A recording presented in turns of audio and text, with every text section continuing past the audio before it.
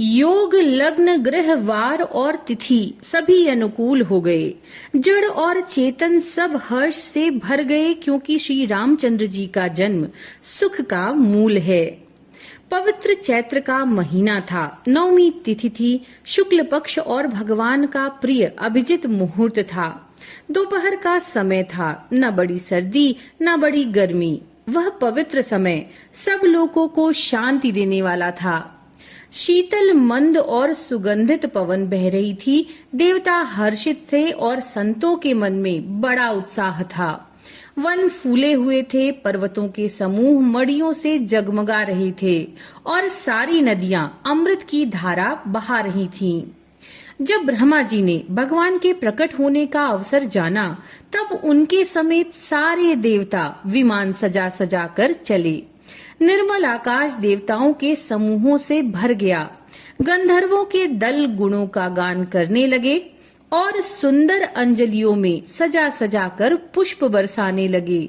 आकाश में घमाघम नगाड़े बजने लगे। नाग, मुनि और देवता स्तुति करने लगे और बहुत प्रकार से अपनी अपनी सेवा उपहार भेंट करने लगे। देवताओं के समूह विनती करके अपने अपने लोकों में जा पहुंचे। समस्त लोकों को शांति देने वाले जगदाधार प्रभु प्रकट हुए। दीनों पर दया करने वाले कौशल्या जी के हितकारी कृपालु प्रभु प्रकट हुए। मुनियों के मन को हरने वाले उनके अद्भुत रूप का विचार करके माता हर्ष से भर गईं। नेत्रों को आनंद देने वाला मेघ के समान श्याम शरीर था उनका। चारों भुजाओं में अपने आयुध धारण किए हुए थे। दिव्य आभूषण और वनमाला पहने थे।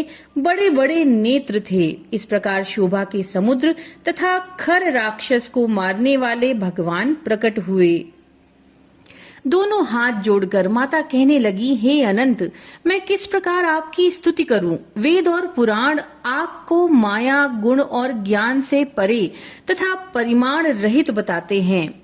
श्रुतियां और संत जन दया और सुख का समुद्र, सब गुणों का धाम कहकर जिनका गान करते हैं, वही भक्तों पर प्रेम करने वाले लक्ष्मीपति भगवान मेरे कल्याण के लिए प्रकट हुए हैं। वेद कहते हैं कि आपके प्रत्येक रोम में माया के रचे हुए अनेकों ब्रह्मांड के समूह भरे हैं। वे आप मेरे गर्भ में रहे। इस हंसी की बात सुनने पर भी धीर यानी विवेकी पुरुषों की बुद्धि भी स्थिर नहीं रहती, विचलित हो जाती है।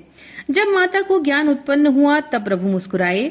वे बहुत प्रकार के चरित्र करना चाहते थे, इसलिए उन्होंने पूर्व जन्म की सुंदर कथा कहकर माता को समझाया, जिससे उन्हें पुत्र का वात्सल्य प्रेम प्राप्त हो, भगवान के प्रति पुत्र भाव प्राप्त हो।